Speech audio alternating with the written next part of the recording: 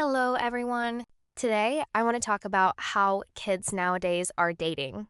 Now, I do not understand on why do kids want to have a romantic partner so much. Like, hello?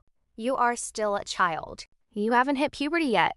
You should be going out, playing with friends, doing good in school, not dating anyone who is younger or older than you. Be careful with who you are dating.